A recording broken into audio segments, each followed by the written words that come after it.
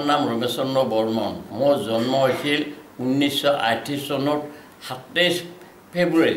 আৰু মই প্ৰথমতে পঢ়িছিলোঁ আমাৰ হাৰিভাঙাৰ এম ই স্কুলত। তাৰপিছত মই টিহু হাইস্কুলত পঢ়িলোঁ আৰু টিহু হাইস্কুলত পঢ়ি 1959 চনত মেট্ৰিক পাছ কৰিলোঁ। তাৰপিছত মই নলবাৰী কলেজত তেতিয়া আইএ পঢ়িলোঁ। তেতিয়া আছিল আমাৰ স্বৰ্গীয় পণ্ডিত প্ৰবৰ তুল্যনাথ গোস্বামী আমাৰ প্ৰিন্সিপাল আছিল আৰু তাতে অধ্যয়ন কৰিছিলোঁ। তাৰপিছত তাতে মই আই পাছ 2 বছৰ আইএ পাছ কৰিলোঁ আৰু তাৰপিছত মই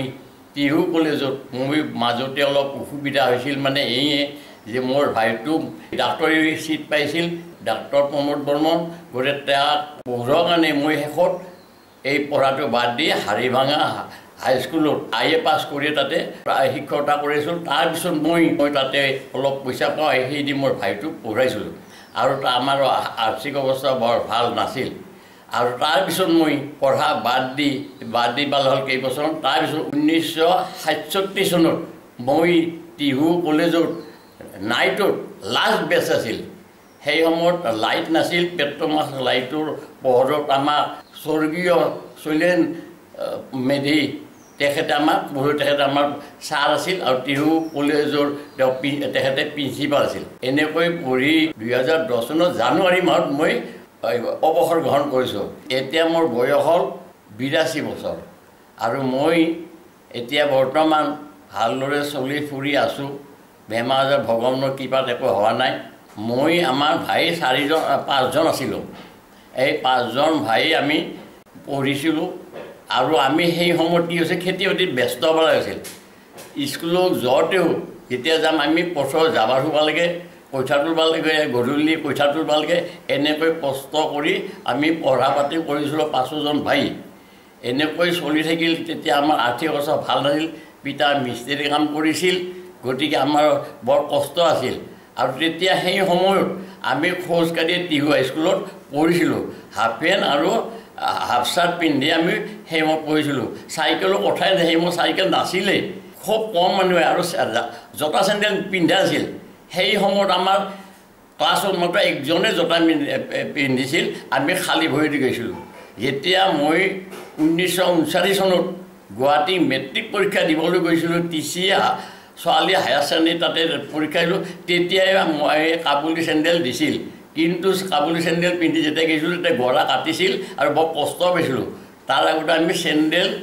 বা তেনেকৈ জোতা পিন্ধিয়ে পোৱা নাছিলোঁ। এনেকৈ আমাৰ অৱস্থাটো বৰ ভাল নাছিল। তাৰপিছত এনেকৈ আমাৰ গোটেইকেইজন ভাই পঢ়িলোঁ আৰু মই হ'লোঁ স্নাতক আৰু মোৰ তলৰ ভাই কাকা আছিল, এতিয়া আইএ পাছ কৰি বালিয়া হাইস্কুলত কাম কৰিছিল। মই হাৰিভাঙা হাইস্কুলত কাম কৰিছিলোঁ। আমি টিহুত পঢ়িছিলোঁ, কিন্তু যিহেতু আমাৰ আৰ্থিক অৱস্থা বেয়া, আমি চাহ তাহ দোকানত খোৱা নাছিলোঁ। ৰাতিপুৱা ভাত খাই যাওঁ, জকৰা ভাত খাই যাওঁ আৰু আমাৰ খেতি বাতি আছিল, আইও ভূঁই ৰোৱা গৈছিল। সেই সময়ত আমাৰ খেতি বাতি কৰিছিল আৰু আমি মাছ তেনে কিনি খাব পৰা নাছিলোঁ, আৰ্থিক অৱস্থা বেয়া আছিল। কিন্তু চহৰা জাল পাতি আমি মাছ খাইছিলোঁ আৰু খেতি কৰি আমাৰ 4-5জন ভাগ শিক্ষা দি কৰিছিল। এনেকৈ আমি তেতিয়া সেই চলিছিলোঁ আৰু ফল মূলো সাধাৰণতে আমি খাইছিলোঁ। বাৰীতে আমাৰ ফল মূল কঠল লেটু সেইবিলাক হৈছিল আৰু সেইবিলাক খায়ে আমি জীৱিকা নিৰ্বাহ কৰিছিলোঁ। সেই খায়ে আমি ৰাতিপুৱা পথাৰত যাব লাগিছিল আৰু গধূলি সময়ত কঠীয়া তুলিব লাগিছিল। এতিয়া মোৰ বয়স 82 যদিও মই ৰাতিপুৱা মৰ্ণিং ৱাক এতিয়া কৰোঁ। ৰাতিপুৱাই মই 4টা বজাত মৰ্ণিং ৱাক কৰোঁ আৰু মৰ্ণিং ৱাক কৰি আহি গৰু ছাগলী এইবিলাক দৰৱ দি দিওঁ, দানা পানী খুৱাওঁ। এনেকৈ চলি আছোঁ আৰু এতিয়া মই বিভিন্ন শাক পাচলি ৰুওঁ, জিকা ভেন্দি এইবিলাকো ৰুই আছোঁ। এনেকুৱা খেতি বাতি বেছি নাই, এতিয়া খেতি কৰিব মই খেতি নকৰোঁ আৰু বয়স হয় গতিকে। কিন্তু ঘৰত বহি নাথাকোঁ, সভা সমিতি এইবিলাক সাহিত্যৰ মই বেছি জড়িত। বহুখন সাহিত্য সভা গৈছোঁ আৰু সাহিত্য সভাত মিটিঙতো মই যাওঁ আৰু সামাজিক কামবিলাকো ব্যস্ত থাকোঁ। ঘৰ আদি স্কুল আদি সেইবিলাক ভাল কৰাৰ বা তেনেকৈ তৈয়াৰ কৰাত সেইবিলাক লাগি থাকোঁ। ৰাস্তা ঘাট ভাল কৰাৰ দৰে লাগি থাকোঁ আৰু সামাজিক কামবিলাকো কৰোঁ। আৰু মই সাধাৰণতে বেমাৰ আজাৰ হোৱা মানুহ বেছিকৈ খবৰ বাতৰি লওঁ। গতিকে মই এতিয়া এনেকৈ চলি আছোঁ আৰু সমাজৰ পৰা বেছিকৈ কাম মানুহতো মই ব্যস্ত আছোঁ। আজিও মই চাইকেল উঠোঁ মই এখন চাইকেল গুৱাহাটীত আজিৰ পৰা 9 বছৰ আগতে 5 চাইকেল কিনি আনি ব্ৰহ্মপুত্ৰ দলঙেদি আহি মই ঘৰলৈ আহিছিলোঁ 6.5 ঘণ্টাত আৰু আজিও মই চাইকেল চলাই ভাল পাওঁ এতিয়াও মই চাইকেল চলাই আছোঁ আৰু মই বাহিৰকো গ'লেও চাইকেল নেনো মোৰ বেছি অন্য যান বাহনত মই উঠোঁ কিন্তু চাইকেলটো মোৰ প্ৰিয় আৰু চাইকেলতে উঠিয়ে মই সভা সমিতি এইবিলাকত যাওঁ আৰু ইষ্টুতো মই ঘৰত যাওঁ এতিয়াও মোৰ চাইকেলখন চলি আছোঁ চাইকেলতে চলা ফুৰা কৰিছোঁ বেমাৰ আজাৰ প্ৰভুৰ কৃপাত এতিয়ালৈ মোৰ বেমাৰ আজাৰ নহয় মোৰ প্ৰেছাৰ আছে তেতিয়া মই প্ৰেছাৰ পিল চিল খাই আছোঁ কিন্তু প্ৰভুৰ কৃপাত এতিয়া মই ভালে আছোঁ আৰু এই সামাজিক কাম কামত ব্যস্ত আছোঁ এতিয়া মই খাদ্যৰ মাছ খাওঁ মাংস আদি মই নাখাওঁ আৰু খাদ্য আৰু সাধাৰণভাৱে খাওঁ বৰ বেছি ইৰা নহয় বিশেষকৈ মাছেই খাওঁ অন্য মাছ মাংস অন্য মাংস মই নাখাওঁ ৰাতিপুৱা মই গা চা ধুই ভগৱানৰ নামত ছাতি এখন দিওঁ আৰু লাল চাহ খাওঁ কাৰণ লাল চাহ খালে পিত্তটো কমে গতিকে লাল চাহ প্ৰিয় আৰু বেলাহত মই অলপ চিৰা গাখীৰ এনেকৈ খাই চলি আছোঁ মই এতিয়া সাধাৰণতে এই অনুষ্ঠান শিক্ষা যিবিলাক শাস্ত্ৰ আদি হয় তাত মই যাওঁ আৰু আমি কলীয়া গোসাঁই মোৰ ওচৰতে কলীয়া প্ৰভুৰ গোসাঁইঘৰ প্ৰভুৰ গোসাঁইঘৰত মই সেই কলীয়া গোসাঁইঘৰ যাই প্ৰতি দেওবাৰে ভাগৱত হয় ভাগৱত মই শুনো আৰু এনে গাঁৱতো মই শাস্ত্ৰ আদি এইবিলাক অনুষ্ঠানত মই অলপ ভৰ্তি হৈ থাকোঁ আৰু সেইবিলাক শুনি থাকোঁ আৰু কেনেকৈনো কি কৰিব পাৰি এনেকৈ দিয়া বাচ্চা মানুহক দিওঁ আৰু ল'ৰা ছোৱালীবিলাকৰ শিক্ষা দীক্ষা যিহেতু মই শিক্ষক আছিলোঁ দিয়া বাচ্চা দি ওপৰতে কাটি দি কেনেকৈ ভাল চৰিত্ৰ গঠন কৰিব পাৰে সেইটো ভাল মই বিড়ি চিগাৰেট একো খোৱা সৰুৰ পৰা মই একো খোৱা নাই এতিয়া মই আগতে তামোল খাইছোঁ এতিয়া নাখাওঁ মই অলপ শিল খাই গুৰিহে খাওঁ ভাত খাই উঠি তেতিয়া সমাজৰ আজিৰ সমাজ বহুত পাৰ্থক্য হৈছে এটা সময়ত মই বিশেষকৈ আমাৰ গাঁৱত ল'ৰা ছোৱালীবোৰক শিক্ষা দীক্ষা দিয়াত বা তেনেকুৱা সকলো ক্ষেত্ৰত মই দিহা পৰামৰ্শ লৈছোঁ আৰু সকলোকে এটা ভাল দিহা পৰামৰ্শ লৈছোঁ কিন্তু আজিকালি ল'ৰাবিলাক বিশেষকৈ ছোৱালী নহয় ল'ৰাবিলাক অলপ বেলেগ হৈছে কাৰণ কি কথা বাৰ্তা আগে আমি যেনেকৈ শুনাইছিলোঁ যেনেকৈ কথা হৈছিল এতিয়া ল'ৰাবিলাকৰ সেইটো শুনিব ইচ্ছা নকৰে আগতে মাছ চাছ গৈ যথেষ্ট পোৱা আছিল চহৰা জাল পাতি খাইছিলোঁ তে আছিলোঁ কিন্তু আৰু কষ্ট কৰিছিলোঁ আমি চৰা পাতা জাল পাতা এইবিলাক বৰ কষ্ট হৈছিল কিন্তু আজিকালি মাছ চাছ গ'লে কমি গৈছে গতিকে আৰু ল'ৰাবিলাকক আমি যিটো আমাৰ এতিয়া বৰ্তমান তাৰ চহৰা জাল পাতাত হেলা কৰে কেৱল সেই ল'ৰা ছোৱালীবিলাককো মই বেছি দিয়া পাৰোঁ কিন্তু আগে যেনেকৈ শুনিছিল ল'ৰাবিলাকে এতিয়া অমৰজংগী বেছিভাগ ল'ৰা আজি যিটো দেছোঁ সেই সময়ত তেনেকুৱা কোনো সিংহে ফুৰা নাছিল এতিয়া বেছিকৈ ল'ৰাবিলাকক মই যিটো দেখিছোঁ ছোৱালীবিলাক ল'ৰা পঢ়া পাতি কৰে ল'ৰাবিলাকে বাইক লৈ বা অভাৰটেক চুকিছোঁ আজিকালি ৰাগিয়াল বহুত হৈছে চিকচ আদি বা মদ চদ খোৱাৰ যথেষ্ট সমাজত বৃদ্ধি হৈছিল আমাৰ দিনত মদ খোৱা মানুহ বা তেনেকুৱা নাছিলে কিন্তু এতিয়া সেইবিলাক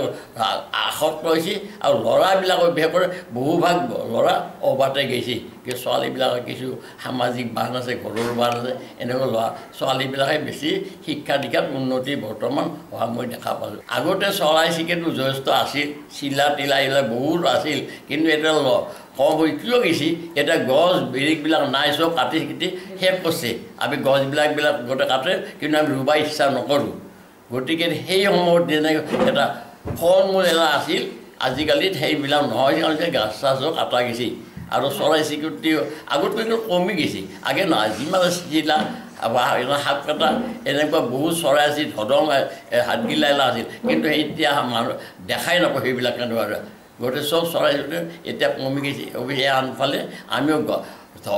জংঘল আদি কাটি আশ্ৰয়স্থল ধ্বংস কৰি পেলাইছোঁ এইটো মই চাইকেল চলাই ভাল পাওঁ আৰু এটা মই আজিৰ পৰা 9 বছৰ আগতে মই গুৱাহাটীত চাইকেল কিনি ফাঁচিৰ চাইকেল কিনি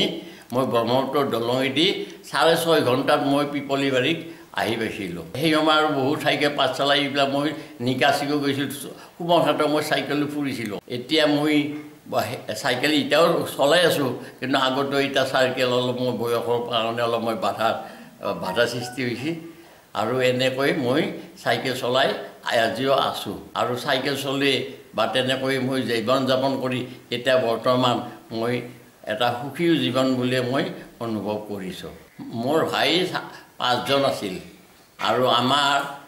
মই হ'লোঁ 2 নম্বৰ আৰু মোৰ ল'ৰা ছোৱালী হ'ল ছোৱালী 2জনী ল'ৰা 3জন ডাঙৰ ছোৱালীজনী মই পাঠশালাত 22বাৰ বিয়া দিছোঁ আৰু সৰু ছোৱালীজনী খবৰ দিছোঁ বৰ্তমান গুৱাহাটীত আছে গুৱাহাটীত জোৱাই তাতে কাম কৰে আৰু ডাঙৰজনীৰো যিটো জোৱাই তেওঁ হাইস্কুলত পাঠশালা জনতা হাইস্কুলত কাম কৰি আছে আৰু এনেকৈ মই চলি আছোঁ আৰু ল'ৰা 3টাও ডাঙৰজন BHত পাছ কৰি আহি বৰ্তমান ব্যৱসায় কৰিছে এই ফাৰ্নিচাৰ কাঠৰ দোকান এনেকৈ দিছে আৰু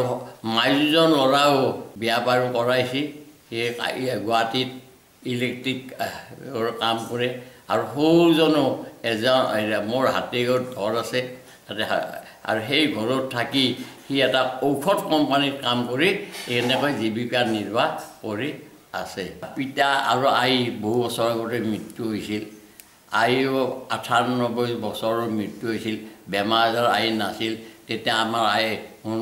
পৰিশ্ৰম যথেষ্ট কৰিছিল বহি চৰিছিল ধান বান্ধিছিল চাউল চৰিছিল এনেকৈ আছিল আৰু এতিয়া বৰ্তমান আমি এতিয়া আমাৰ ল'ৰা এতিয়া বৰ্তমান তেনেকৈ প্ৰাইভেট কাম কৰি আৰু দোকান আদি দিও চলি আছে আৰু ছোৱালীও বিয়া দিয়া হৈছে গতিকে বৰ্তমান আমি এতিয়া 4জন ভাই আছোঁ ডাঙৰজন কন্দৰ্প বৰ্মন আৰু মই হ'ল মাইজু মই হ'ল ৰমেশ চন্দ্ৰ বৰ্মন আৰু 3জন হ'ল ডাক্তৰ প্ৰমোদ বৰ্মন আৰু 4জন হ'ল গোপাল বৰ্মন তেওঁলোক আটাই আমি জীয়াই আছোঁ এইবাৰ ফণী তাণ্ডৱ লীলা দেখা পালোঁ 3 মে'ত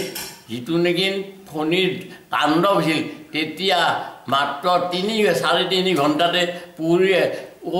উৰিষ্যাৰ গোটেইখিনি উৰিষ্যাৰ ৰাজ্যখন গোটেইবিলাক ধ্বংসৰ দেখা পাইছোঁ আমি সেই সময়ত মণিপুৰী পাণ্ডাৰ অসম ভৱনত আমি আছিলোঁ আৰু সেই অসম ভৱনটো হ'ল জগন্নাথ মন্দিৰৰ পশ্চিম দুৱাৰ তাতে সদায় আমি যেতিয়া তাণ্ডৱ দেখা পাইছোঁ ভয় লাগি গৈছিল গাছ পেৰিক্সত ছিঙি গৈছিল আমি সদায় সেই ভগৱানৰ ৰথত পুৰীৰ জগন্নাথ মন্দিৰ প্ৰভুক আমি প্ৰাৰ্থনা কৰিছোঁ সেই প্ৰভু সোনকালকৈ যে এইটো নহয় যায় কিন্তু সেই এনেকুৱা দেখা পাইছোঁ যে ভয়ানক কাণ্ড যে ধুমুহা মাত্ৰ 3 ঘণ্টাতে টচ টচ কৰি দিছে গোটেইখিনি এই ফণীয়ে আৰু গছ বেছি আকৌ নাই আনকি মন্দিৰ গোসাঁইঘৰৰ যিটো পুৰী মন্দিৰ গোসাঁইঘৰ যথেষ্ট অনিষ্ট হৈছিল আনকি তাৰ ফেলিকখানো মাটিত পৰি গৈছিল ধুমুহাতে আৰু তাতে ভিতৰতো বহু অনিষ্ট হৈছিল গছ গছ চব ভাঙি চিঙি চুৰমাৰ হৈছে আমাৰ নিজ চকুতে মই দেখা পাইছোঁ আমাৰ অঞ্চলৰ পৰা হেৰিভাঙা পিপলিৰ পৰা এনেকৈ আমি 32জন মানুহ গৈছিলোঁ আৰু সেই 32জন মানুহ যাই তাতে যেতিয়া গোটেই টচ টচ কৰি দিছে টাৱাৰ চাৱাৰ গোটেই যে লাইট চাইট একো নাই চব নোমাই গৈছে ফোন চোন তাৰ একো নাই গোটেই ধ্বংস হৈ গৈছিল আৰু আমি বৰ অসুবিধাত পৰিছিলোঁ অন্ধকাৰত থাকিব লগা হৈছিল লাইট চাইট একো নাই ফলত বৰ আমাৰ কষ্ট হৈছিল আৰু তাতে এনেকৈ থাকি 3 দিন লঘনে ভঘনে থাকি আনবে টকাৰ পইচাৰো বৰ সংকট হৈছিল গতিকে আহি তাৰপৰা আমি ভূৱনেশ্বৰলৈ আহিছিলোঁ প্ৰত্যেকে পইচা নিজা নিজা পইচা খৰচ কৰি তাতো বহু হাজাৰ মানুহ সমাগম হৈছিল কিন্তু অসমলৈ অহা কোনো যান বাহনৰ খবৰ নাপালোঁ আনকি ৰেলৰ একো খবৰ নাই তাৰপিছত তাৰে পৰা সেইদিনা আবেলি 5 বজাত আমি আসাম খবৰ বাছত কলকাতালৈ আহিলোঁ আৰু 5 তাৰিখৰ পৰা আহি 6 তাৰিখে আমি পুৰীত কলকাতা অসম ভৱনত আছিলোঁ আৰু অসম ভৱনত সুন্দৰভাৱে তাত থাকিলোঁ তেওঁলোকে সকলো বৰ সুন্দৰ ব্যৱস্থা কৰিছিল দেউতাজন বৰ ভাল আৰু গোটেই কৰ্মচাৰীবিলাক আমাক সুবিধা কৰিছিল আৰু সেই যি তাণ্ডৱ লীলাৰ বিষয়ে তাতে আমি ব্যক্ত কৰিছিলোঁ আৰু অসম চৰকাৰক আমি অনুৰোধ কৰিছিলোঁ যাতে আমাৰ সোনকালে তাৰ পৰা আনে যিহেতু অহা যোৱা বৰ অসুবিধা হৈছিল শেষত আমাৰ তাতে অসম চৰকাৰে গুৰুত্ব দিলে আৰু অসম চৰকাৰক আমি অনুৰোধ কৰিছিলোঁ যে আমাক সোনকালে তাৰ পৰা আনিব লাগে কাৰণ আমি বৰ কষ্ট আছোঁ টকা পইচা বৰ টান হৈছিল আমাৰ সুন্দৰভাৱে বাছ এখনত আমাক টিহুলৈ পঠাই দিলে 32জন মানুহ আৰু তেতিয়া আমাৰ টিহুত থৈ দিলে আৰু প্ৰত্যেক ঘৰ মানুহকে প্ৰত্যেক ঘৰ যিজন আমাৰ যাত্ৰী তীৰ্থ তেওঁলোক থোৱাৰ ব্যৱস্থা কৰিছে চৰকাৰৰ ফালৰ পৰা অসমৰ মই কেইবাজনো ডাঙৰ মানুহ আছে আনকি মই ইন্দিৰা গান্ধীকো দেখা পাইছিলোঁ আৰু মই আমাৰ টিহুত হাইস্কুলৰ ফিল্ডত তেতিয়া ফণী শৰ্মা, বিষ্ণু ৰাভা আৰু ভূপেন হাজৰিকা আৰু তেওঁৰ ভায়েকজনকো আৰু দুজনকো আমি তাতে টিহুত বহু বছৰ আগতে দেখা পাইছিলোঁ। এনেকৈ কেইবাজনৰ ব্যক্তি আমি দেখা পাইছিলোঁ আৰু এটা সুবিধা হৈছিল। তাৰোপৰি আমি মন্ত্ৰী ফালৰ পৰা মৃগাং চলিহা বা তেনেকৈ আমাৰ কেইবাজনৰ ব্যক্তিক দেখা পাইছিলোঁ। আৰু সাহিত্য সভাতো মই বেছি জড়িত হৈ আছিলোঁ। সাহিত্য সভাটো আৰু বিভিন্নখন সাহিত্য সভাত গৈছিলোঁ আৰু তাতে বিজ্ঞ ব্যক্তিসকলক দেখা পাইছিলোঁ।